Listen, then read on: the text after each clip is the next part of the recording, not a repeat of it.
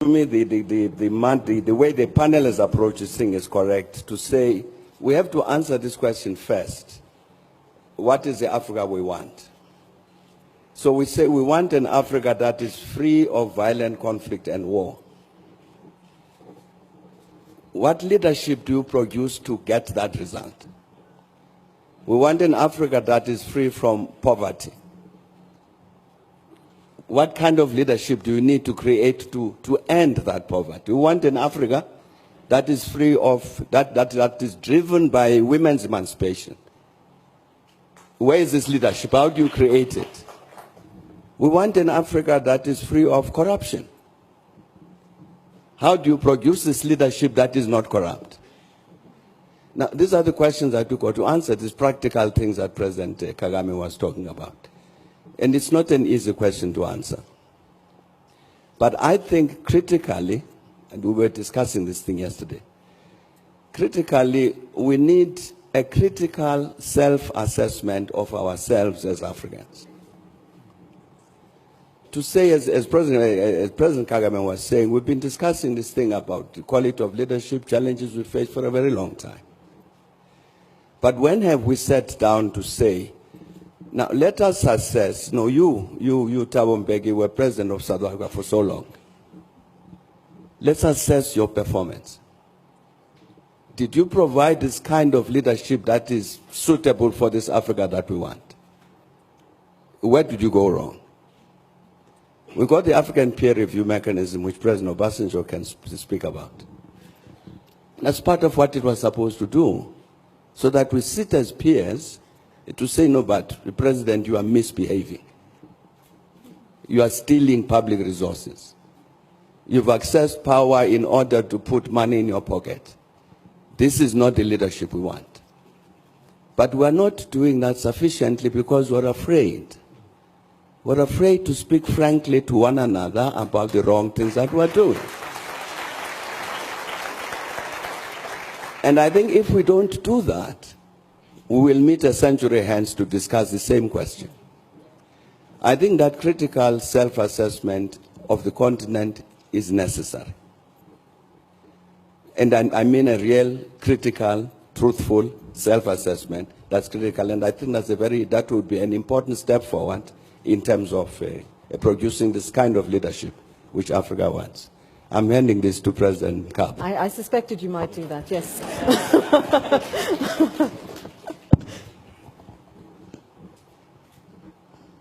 What a cruel gesture, Thabo.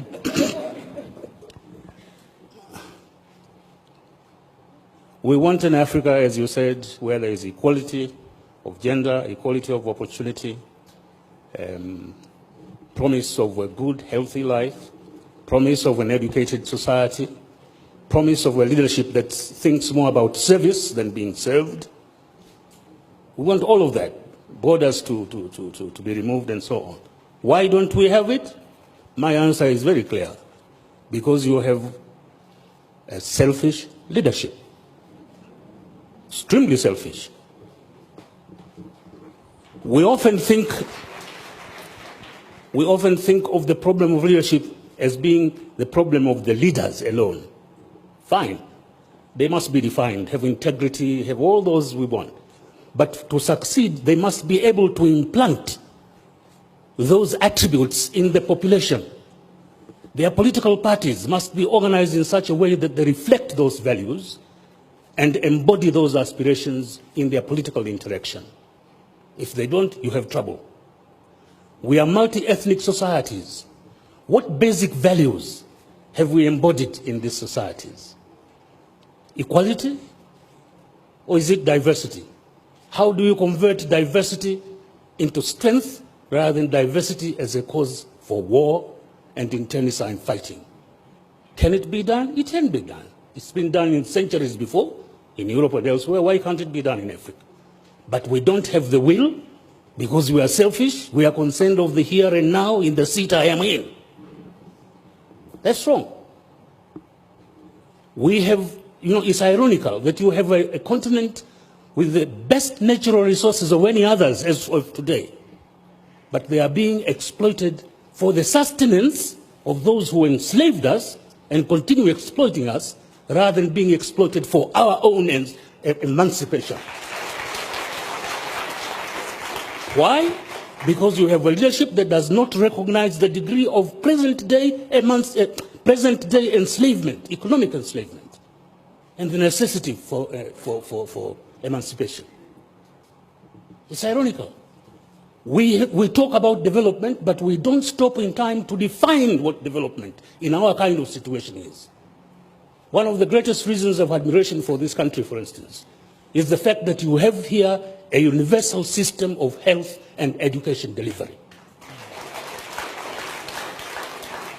Now that is development. Rwanda is more developed than any of these Western countries in this regard, where you have assured health and education delivery. So we really must rethink where we are, why we are, what we can be, and how we can. I agree, women, youth, and all those things. But internally, the fault is in us, dear Brutus, not in our stars. Thank you.